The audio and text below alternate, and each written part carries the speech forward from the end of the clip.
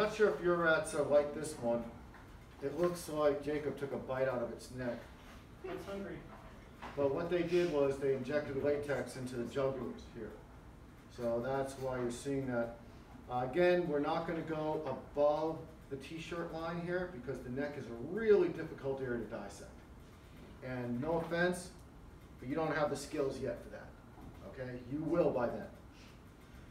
Also, of course, again, we can see the opening here where they put the latex in the visceral blood vessels. You'll usually see a coil of the intestine sticking out.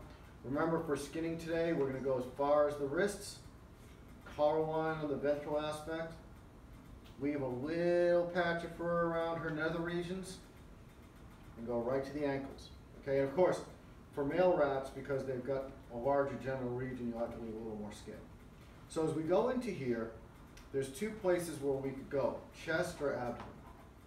And the chest is going to be harder, but that's really where you want to start.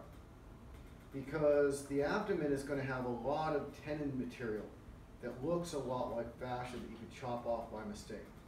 So it's better to start out where you're less likely to see something and think, oh, I can take that off, because you're going to see muscle almost immediately here. All right. Now another thing, for those of you who've been struggling with the dorsal aspect of the rat, you're going to enjoy the ventral a little bit because there's not as much cutaneous muscle. You're going to be dealing a lot less with integumentary rigor mortis. So you're going to find things are going to go a lot faster. But that means you also have to be careful as you go. All right? So what you're going to do is just what you did before. Come in the chest, actually. I'll rotate this little guy.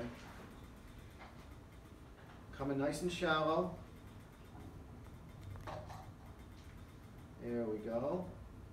And then get to that 45-degree angle and begin working your way through it.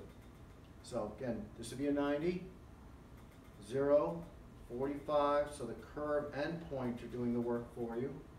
You hit the corners hard, so you can expand out your little flap.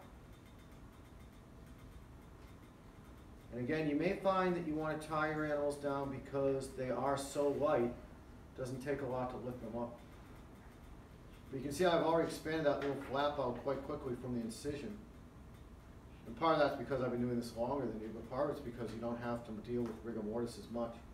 Now you do want to be careful. Do not grab cutaneous muscle here, because this is the area where the cutaneous muscle is fusing to the pectoral group, which is why we've got to be careful. Because if you just took off all of that, removing the cutaneous muscle without knowing what you're doing, you could easily take off the pectoral muscles. So you want to be careful. Like rats and cats and other mammals, aside from primates, don't have big, massive chest muscles like we're used to thinking of. And so it's easy to take them off. A lot of times they're very thin, kind of like sandwich meat. Maybe not an analogy you want to think about, but well, there you go. So here we are. You can actually already see the pectoralis superficialis here. Look at how nice those collagen bundles are. All right, any questions? Okay, take a catch.